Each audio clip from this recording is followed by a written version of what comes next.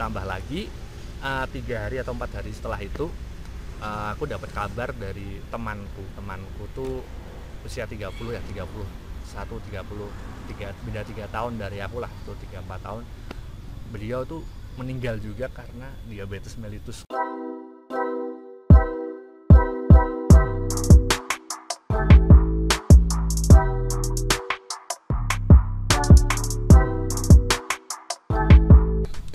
Halo, selamat pagi, selamat siang, atau selamat malam buat teman-teman yang nonton video ini. Welcome back to my YouTube channel. Gimana kabarnya? Semoga baik-baik aja. Hari ini tanggal berapa? 23 ya, 23 Desember 2021. Ini aku habis olahraga. Sorry, udah lama banget aku nggak upload video di YouTube, nggak update blog. Ya karena kesibukan aku di dunia nyata. Salah satunya adalah perbaiki diri sendiri inilah. Hari ini aku ingin sedikit sharing kepada kalian tentang apa yang aku alami 3 bulan terakhir ini karena ya sesuai dengan judul video ini ya, aku didiagnosis diabetes mellitus di usia yang sangat muda. Jadi usia aku masih di bawah 30 tahun tapi udah didiagnosis dan positif diabetes mellitus tipe 2. Jadi aku ingin sedikit sharing kepada kalian, semoga kalian bisa mengambil pelajaran. Dan aku bikin video ini lagi ada yang lewat. Aku masih di lapangan ini. Tujuan aku bikin video ini untuk sebagai pengingat untuk diri aku sendiri jika di kemudian hari aku melakukan bad habit lagi. Dengan lihat ini aku sebagai pengingat kalau aku pernah kena diabetes mellitus. Jadi ceritanya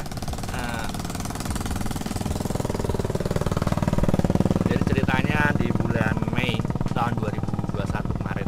Jadi aku tuh mengalami keadaan yang kurang mengenakan di tubuhku, yaitu aku mengalami obesitas ya. Sebelumnya 3 tahun terakhir ini aku mengalami obesitas. Tapi 2 tahun sebelumnya itu obesitas, tapi aku puasa Ramadan itu beratku udah normal lagi. Tapi pada puasa tahun 2021 kemarin ya, aku udah puasa tapi berat badanku nggak bisa turun dan mencapai angka 74,2 kg. Itu adalah rekor terberat yang pernah aku dapat ya. Ya aku cukup obesitas ya waktu itu. Waktu itu bulan Mei aku tuh merasa badanku tuh melebar, leherku nggak ada hilang. Aku juga mengalami nafas berat. Jadi memang bukan sesak nafas ya, kalau nafas berat tuh kayak buat nafas tuh nggak plong gitu. Takutnya ini kayaknya ada nggak beres. Dan 3 tahun terakhir ini aku tuh juga mengalami tekanan darah tinggi yang cukup membuat aku kaget. Padahal seumur hidup aku dari kecil sampai aku lulus kuliah, aku tuh nggak pernah hipertensi, tuh nggak pernah. Tadi cenderung untuk rendah ya, untuk tekanan darah rendah. Tapi 3 tahun terakhir ini aku mengalami tekanan darah tinggi dan sebagainya, dan mempunyai detak jantung aku yang cukup tinggi. Jadi 3 tahun ini aku kan mencari surat keterangan sehat di puskesmas, di rumah sakit, dan ternyata tuh aku tuh hipertensi dan detak jantungku tuh beatnya tuh di atas 100 lah, 100. Itu keadaan yang menurut aku tidak normal. Kan kalau detak jantung normal itu antara 60 sampai 80 ya. Dari situ aku udah mulai, waduh ini pasti ada yang nggak beres dengan tubuh aku ya. Akhirnya aku berusaha untuk mencoba untuk diet. Tapi di sini aku nggak bisa diet sembarangan karena ya itu tadi, aku mengalami hipertensi dan mengalami detak jantung yang cukup tinggi banget, 100. Tapi aku nggak merasa deg-degan. Itu aku udah harus konsultasi ke dokter. Aku nyari dokter yang spesialis jiwa bukan jiwa ya, emang gila, dokter spesialis gizi. Di situ aku coba nyari, tapi sayangnya di kota aku itu bukan kota besar, jarang ada dokter gizi di tempatku. Tapi adanya tuh di Jogja ada, tapi terlalu jauh kalau aku harus ke Jogja. Akhirnya di daerah itu ada satu dokter gizi tapi spesialis gizi, tapi dia lagi OTW lagi belajar ngambil spesialis. Ya udah nggak apa-apa, adanya itu ya udah aku di situ konsultasi, menemui beliau dan cerita apa yang aku rasain, apa yang terjadi dan sebagainya, dan dokter menyuruhku medical check up ya, cek darah ya, komplit dari dari ginjal, dari liver, dari gula, lemak dan sebagainya. Dan akhirnya aku cek darah ya, udah setelah sekian puluh tahun akhirnya aku cek darah lagi, diambil darahnya di lengan, gula, cek darah sebelum puasa dan setelah puasa. Dan pada hari itu juga aku tahu hasil labnya, langsung keluar dan ternyata semua tuh normal. Cek darah dari triglycerid dulu masih normal, lemak itu normal, ginjal masih normal, sel darah merah, putih, dan darah lainnya tuh normal semua kecuali satu hal, yaitu HbA1c. Wah, itu tinggi banget. Ya meskipun gula puasaku tuh masih normal, gula setelah makan normal, tapi gula HbA1c ku itu tinggi banget. Karena kadar normal HbA1c itu kan di bawah 5 ya, 4, berapa, dan aku itu udah 12,6. Itu udah positif diabetes banget itu. Dan dari situ aku waduh stres banget, ini aku positif diabetes mellitus ini, padahal usia aku masih di bawah 30 tahun loh. Karena aku stres, shock banget. Ditambah lagi 3 hari atau 4 hari setelah itu aku dapat kabar dari temanku tuh usia 30 ya, 31, 30, beda 3 tahun dari aku lah, tuh 3-4 tahun. Beliau tuh meninggal juga karena diabetes mellitus, komplikasi diabetes mellitus. Aku dari situ waduh gimana perasaanku tuh, udah hancur banget tuh. Beberapa hari selanjutnya aku konsultasi lagi ke dokter, membawa hasil lab, dan bener, dan dokter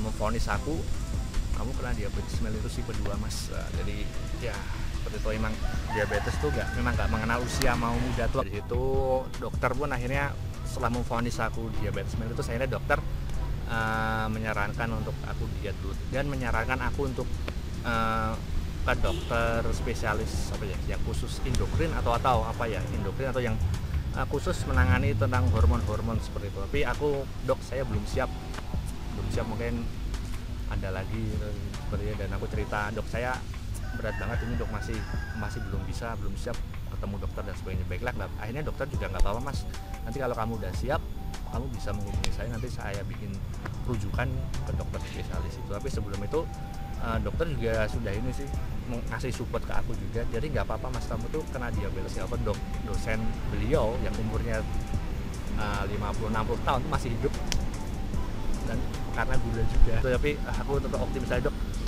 Atau mungkin dokternya juga ini, kamu juga bisa pakai insulin juga mas. Tapi aku belum dok, jangan dok, saya masih saya mau coba diet dulu dan sebagainya. Akhirnya dokter ngasih tips apa ya, saran untuk aku diet, pola makan dan sebagainya diatur. Dan aku juga ingin minta cek darah lagi, medical check up lagi khusus yang HbA1c aku ya. Takutnya kan sampai ada kesalahan teknis ya. Karena ya udah dokter mau membuatkan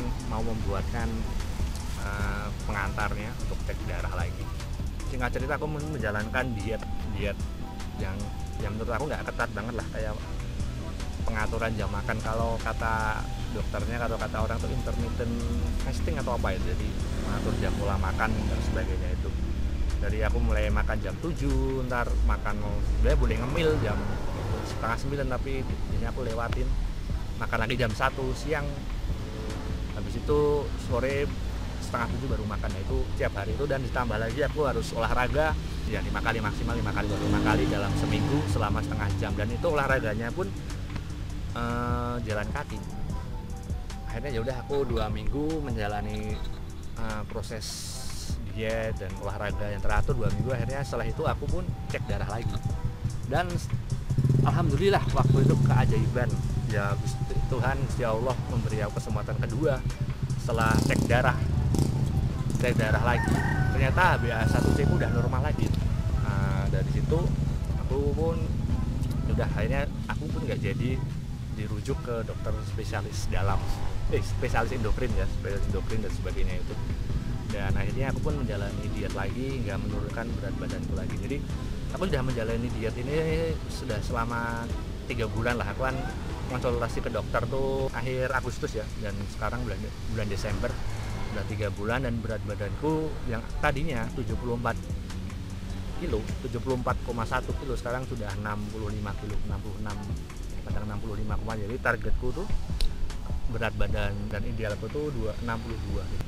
Semoga berhasil ya.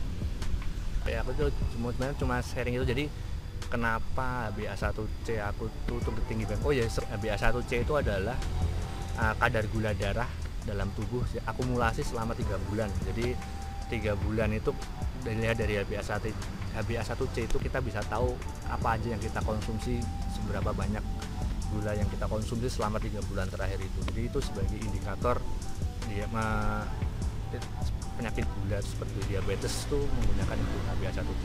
Memang benar sih HbA1c itu nggak bisa dibohongin. Kalau kita pakai gula darah puasa atau setelah puasa itu kita bisa mengatur kita sebelum cek kita nggak makan gula dan sebagainya. Tapi kalau menggunakan indikator HbA1c kita sudah nggak bisa bohong lagi. 3 bulan kita makan apa. Tapi memang sedikit sharing aja. Memang selama 2 tahun terakhir ini emang pola hidup aku tuh kacau banget. Jadi pola hidup aku tuh selama 2 tahun, apalagi pandemi ini, aku habiskan cuma di rumah aja, makan tidak beraturan, makan nasi padang dan sebagainya, makan gula, minum minuman boba seperti itu hampir tiap hari. Wah itu gorengan, wah itu diatur. Dan yang paling parah lagi, nggak pernah olahraga. Jadi selama 2 tahun selama pandemi ini nggak bisa olahraga karena hobi olahraga aku kan adalah renang, dan sampai hari ini kolam renang tuh di sini belum dibuka. Jadi udah makannya rusuh, jarang olahraga, ditambah beban pikiran. Akhirnya dari situ aku mulai sadar untuk kalau sehat itu penting banget. Mulai dari pikiran, makanan, dan olahraga itu kombinasi yang menurut aku penting banget. Cuma sekedar sharing aja buat kalian yang masih muda, jangan lupa gerak, jangan lupa olahraga, dan aturlah konsumsi gula kalian. Jangan keseringan makan boba, minum teh manis atau dan sebagainya. Ya memang kebanyakan usia 30 tuh masih muda. Jadi mereka tidak sadar kadang mereka sudah kena diabetes, tapi mereka tidak sadar karena memang nggak ada gejala, baru gejala setelah komplikasi. Diabetes tidak mengenal muda atau tua. Jadi saran aku tetap jaga pola makan, jaga asupan, olahraga, dan pikiran harus jernih. Mungkin cukup ini aja sharing dari aku. Semoga kita bisa mengambil pelajaran dari pengalaman aku. Ya, kadang Tuhan sudah memberikan kesempatan kedua buat aku untuk bisa hidup lebih baik dan bisa mensyukuri nikmat, dan terakhir bisa menjaga dan merawat apa yang udah Tuhan berikan secara gratis. Ibaratnya kita bisa beli motor baru, kita juga harus bisa servis rutin dan sebagainya. Itu juga seperti berlaku bagi tubuh kita juga harus merawat tubuh kita. Ya mungkin itu aja. Aku Wisnu Pratama. Thank you for watching this video. Bye bye.